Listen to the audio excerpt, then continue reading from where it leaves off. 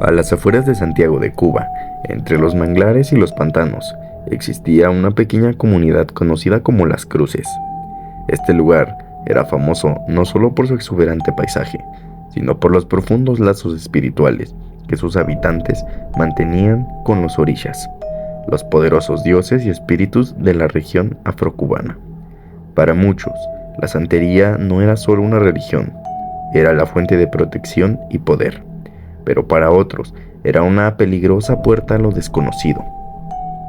Luisa, una joven de 28 años, había dejado su pueblo natal hacía años, buscando una vida diferente en La Habana, lejos de las prácticas y creencias que dominaban la vida de su familia. Su madre, una santera respetada, la había criado bajo la estricta devoción a los orishas, realizándole ofrendas, rogaciones de cabeza y participando en ceremonias desde pequeña. Pero Luisa nunca creyó del todo en los espíritus que, según decían, gobernaban el destino de los hombres. Para ella, la santería era solo una tradición que mantenía atado al pueblo a un pasado supersticioso y primitivo. La llamada de su hermana menor, Camila, una tarde calurosa, cambió todo. «Mamá está muy mal, Luisa. Los doctores no saben qué le pasa, y los santeros del pueblo dicen que es algo espiritual. Tienes que venir antes de que sea muy tarde». El corazón de Luisa se aceleró. No había visto a su madre en años, y la relación entre ellas había quedado rota. Sin embargo, algo en la voz de Camila sonaba desesperado, y aunque no quería regresar, la idea de perder a su madre sin poder despedirse la atormentaba. Contra su mejor juicio, Luisa tomó el primer autobús de regreso a Las Cruces. Cuando llegó, el ambiente del pueblo le resultó diferente. Aunque los rostros familiares aún rondaban las calles, había una especie de oscuridad en el aire. Las casas estaban cerradas, los niños ya no jugaban en las plazas y el silencio se sentía extraño, antinatural. Se dirigió a la vieja casa de su infancia, que permanecía igual desde que la dejó, aunque más desmoronada por el paso del tiempo. Camila la esperaba en la puerta, su rostro marcado por el agotamiento y la preocupación. «Gracias por venir», dijo abrazándola. «Mamá está arriba, lleva días sin hablar y sin comer». Luisa subió las escaleras, y al entrar en la habitación el olor a incienso y hierbas frescas la envolvió. La cama de su madre estaba rodeada por velas y santos de cerámica. Sus figuras familiares, el Ecuá, Oshun, Changó, todos observándola desde el altar improvisado. La mujer que yacía en la cama era casi irreconocible.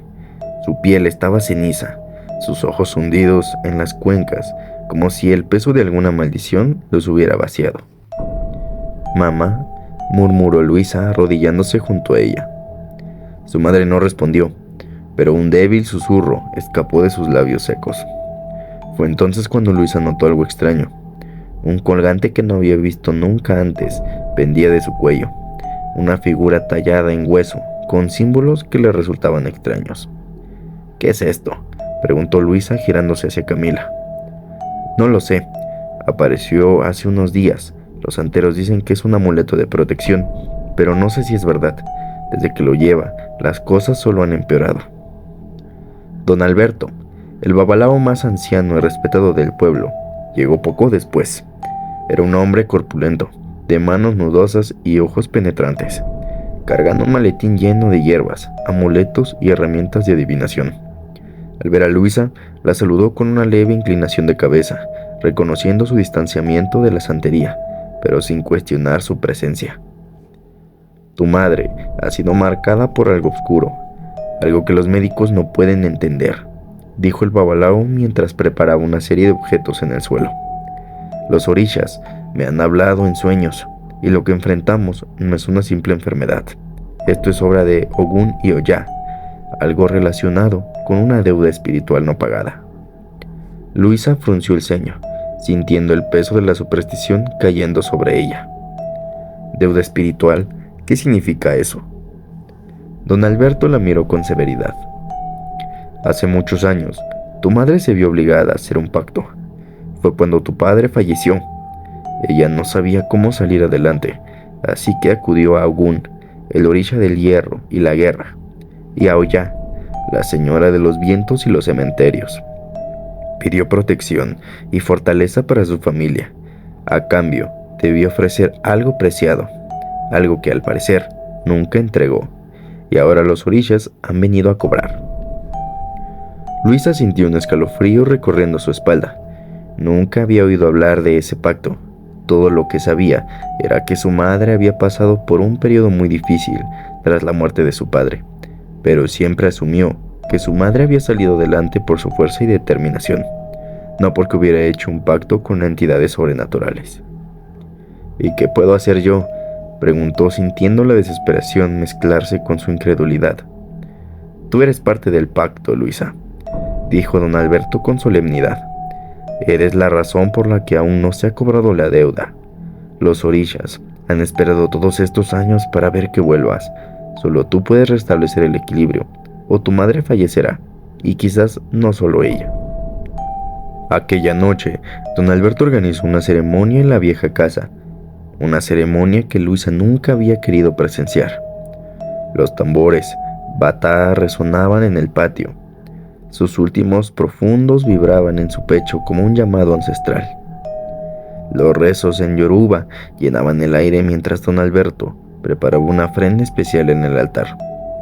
Los símbolos en el suelo, trazados con polvo de cascarilla y cenizas, formaban un círculo que Luisa debía atravesar.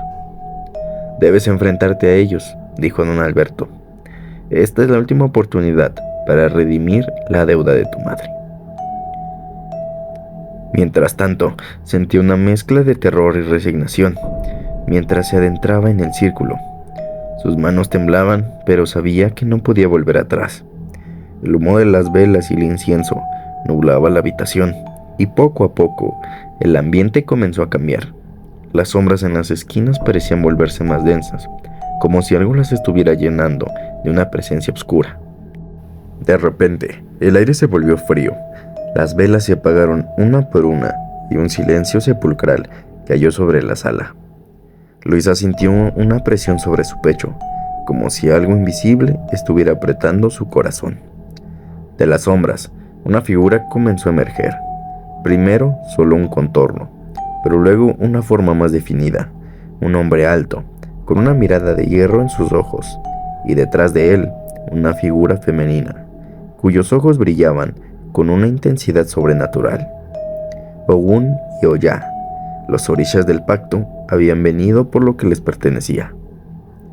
Luisa cayó de rodillas, incapaz de hablar.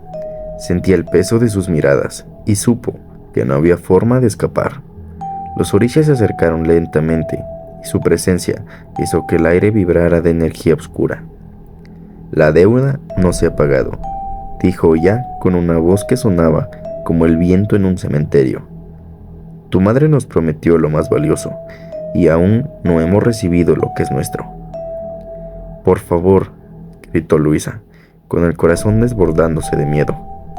No lo sabía, no sabía nada de esto, no puedo darles lo que piden. Oya la miró con una sonrisa cruel, mientras Ogun mantenía sus ojos fijos en ella. Lo que pedimos no es tu vida, dijo la diosa del viento, sino el sacrificio que tu madre nunca pudo dar. Tu alma es la llave. Antes de que pudiera responder, Luisa sintió una fuerza sobrecogedora envolviéndola. Oya extendió la mano y en ese momento el viento en la habitación rugió como una tormenta. El cuerpo de Luisa comenzó a arder por dentro mientras sentía que su conciencia se desvanecía en un abismo oscuro.